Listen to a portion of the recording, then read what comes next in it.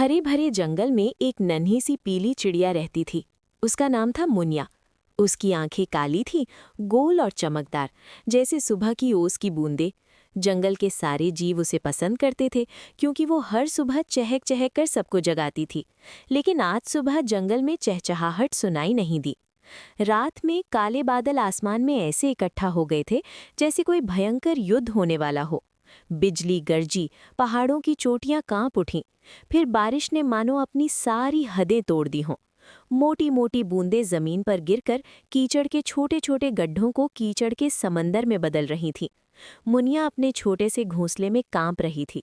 वो घोंसला उसने जो बड़ी मेहनत से बनाया था, वो टूटने वाला था। हवा इतनी तेज थी कि घोंसला हर मिनट झूल रहा था। वो डर के मारे पंख समेट कर बैठी रही, पर रात भर उसे ना तो नींद आई, ना आराम।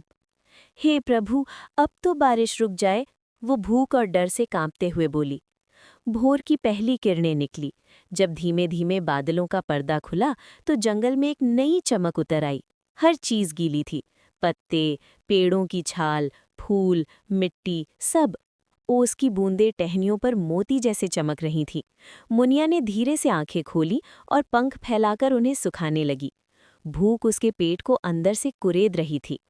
आज कुछ अच्छा मिल जाए तो, उसने आकाश की ओर देखते हुए कहा। भूखी मुनिया धीमे धीमे उड़ान भरने लगी। कीड़े पत्ते सब छुप चुके थे। कई पेड़ अपने फल खो चुके थे। जमीन पर सिर्फ कीचड़ और पानी ही पानी। इतनी बारिश में मैं खाना कहाँ खोजूं? उसने खुद से कहा। फिर भी वो उड़ती रही, एक पेड़ से दूसरे पेड़ पर, एक झाड़ी से दूसरी झाड़ी पर। थोड़ी देर बाद वो एक बड़े चीकू के पेड़ पर बैठी थी। तभी उसकी नज़र नीचे जमीन पर पड़ी। उसे कुछ गोल सा पीला सा चमकता दिखा। ये क्या है? वो उत्सुकता से नीचे उतरी। निकट जाकर देखा, वो चीकू का एक ताज़ा मीठा फल था। उसका दिल खुशी से उछल पड़ा। मुझे खाना मिल गया। उसने पंख फैलाकर हवा में हल्की सी कूद लगाई। चीकू ताज़ा था, बारिश में भीगकर चमकीला हो रहा था।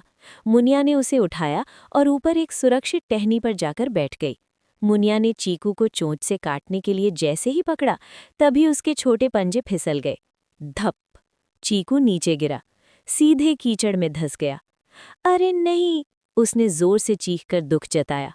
वो टहनी पर झुककर नीचे देखती रही। चीकू कीचड़ में पूरी तरह दब चुका था। मुनिया की आंखों में आंसू आ गए। रात भर की भूख, बारिश का डर, और अब ये? मैं इतनी बेवकूफ़ कैसे हो सकती हूँ? उसने खुद को दोष दिया। कीचड़ इतना गहरा था कि वो नीचे उतरती भी तो फंस जाती। वो बस वहीं टहनी पर बैठकर रोती रही। उसका वो दिन बहुत बुरा बीता। दिन बीतते रहे। मुनिया रोज वहां आती, जैसे वो अद्भुत फल फिर से उसे मिल जाएगा। कुछ दिन बाद मुनिया ने वही जगह फिर से देखी। कीचड़ सूख चुका था, और जहां चीकू गिरा था, वहां मिट्टी थोड़ी उभरी हुई लग रही थी। फिर एक सुबह वहां से एक छोटा हरा अंकुर निकल आया। मुनिया आश्चर्य में चहक उठी। ये तो पौधा है।